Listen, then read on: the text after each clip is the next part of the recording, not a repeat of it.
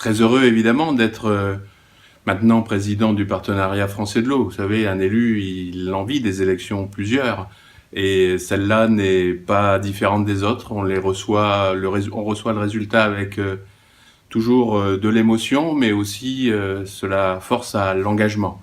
J'avais déjà mesuré en participant aux activités du PFE la force qu'il représentait en tant que plateforme multi-acteurs. La force, et je l'ai répété dans mon mot de remerciement à l'adresse de tous les membres, c'est que je suis convaincu que le principe mathématique, le tout est plus que la somme des parties, s'applique au PFE. Et j'ai dit à tous les différents acteurs des différents collèges que ce qu'ils apporteraient au PFE, le PFE leur rendrait, et même plus. C'est cette capacité à se mettre en réseau, apporter bien sûr l'image de la France, mais apporter aussi la cause de l'eau ensemble dans tous les lieux où le sujet de l'eau, et aussi bien évidemment en lien avec le climat, sont d'actualité et sont sur la table. C'est la force du PFE justement d'être regroupé, de regrouper ces acteurs. Alors voilà pour la forme. Moi je souhaite que tous les membres des différents collèges qui constituent le PFE continuent ce travail en commun. J'essaierai, et je l'ai dit, d'avoir un mode d'organisation, de participation plus inclusif, qui fasse que chacun se sente bien dans cette maison commune. Mais maintenant, bien évidemment, reste le fond. Le fond, ce sont les sujets que tous les acteurs des différents collèges vont vous expliciter, évidemment basé sur le programme d'action qui a été conçu par le conseil d'administration, et j'y avais participé pour les années 2016 à 2018 qui viennent, mais chacun va vous les développer. Le socle commun, c'est évidemment les actions en matière d'organisation des objectifs de développement durable et bien sûr le suivi de la COP21 en particulier, puisqu'elle était à Paris, mais de tout ce qu'elle implique dans les liens entre l'eau et le climat. Alors, tout le monde au travail, et je sais que chacun des membres des collèges vont vous le dire avec leurs mots propres et en fonction des objectifs des organisations qu'ils représentent.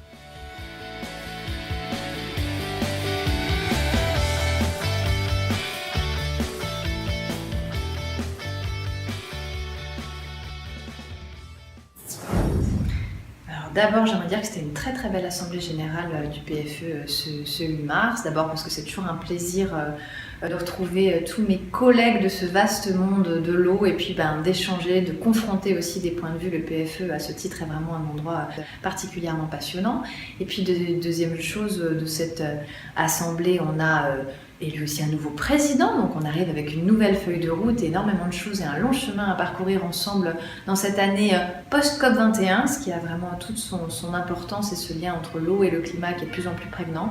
Et bien, troisième chose, il y a cette feuille de route, effectivement, une feuille de route qui repose à la fois sur les objectifs du développement durable et sur le post-COP21 et comment on lie accès, droit à l'eau, lutte contre la pauvreté et protection de la ressource, développement des politiques de l'eau sont des enjeux qui sont totalement pour moi intimement liés et étroitement mêlés dans cette année 2016 et je suis donc ravie par ailleurs d'être vice-présidente et d'accompagner le président et l'ensemble de l'association dans cette démarche. Assemblée générale très, très constructive avec déjà un bilan très positif des actions passées du PFE, actions saluées par l'ensemble des membres, donc ça c'est y compris l'AFD.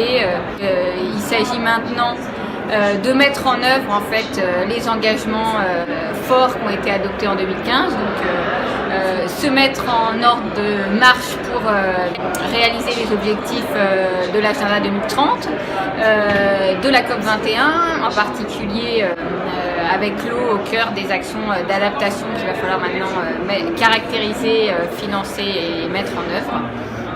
Et donc une feuille de route assez claire avec une adhésion collective et une volonté collective de progresser et d'aller ensemble vers ces objectifs. Donc, dans le plan d'action 2016-2018, c'est vrai qu'il y a deux axes majeurs sur lesquels les ONG travaillent. La question de l'agenda 2030 et des objectifs de développement durable et la question de l'eau et du climat avec le lien avec la COP21 et la COP29. Donc c'est vrai que c'est deux axes vraiment très importants pour nous parce que c'est les enjeux majeurs en fait pour 2016 avec l'action de la mise en œuvre de des accords qui ont été adoptés en 2015.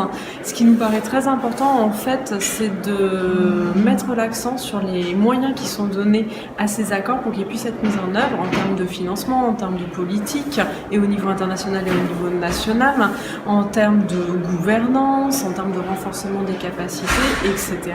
Donc premier point. Le deuxième point qui nous semble vraiment important, c'est la question du suivi des engagements qui ont été pris et notamment du suivi citoyen. Donc le PFE est un collège multi-acteurs, mais il a un rôle fort en fait en tant qu'observateur pour le secteur de l'eau. Et là, le PFE a un rôle majeur pour assurer le suivi de ces engagements et pour être une plateforme d'interaction avec les pouvoirs publics français, mais aussi au niveau international et européen, pour assurer le suivi de ces engagements pris pour le climat et pour la question des ODD. 3 points. Le premier point, c'est la richesse de cette assemblée, de par la qualité et de par la diversité des acteurs qui sont regroupés en plusieurs collèges et qui couvrent chacun des domaines très très différents. Le deuxième point que je retiendrai, c'est la richesse également du bilan des 3 années passées, et en particulier de l'année 2015, qui a été l'année de la COP21, l'année du Forum mondial de l'eau à Daegu, et puis aussi l'année des objectifs de développement durable. Et le Collège des entreprises et EDF en particulier se sont beaucoup impliqués dans le cadre de la COP21 et dans le cadre du Forum mondial de l'eau de Daegu.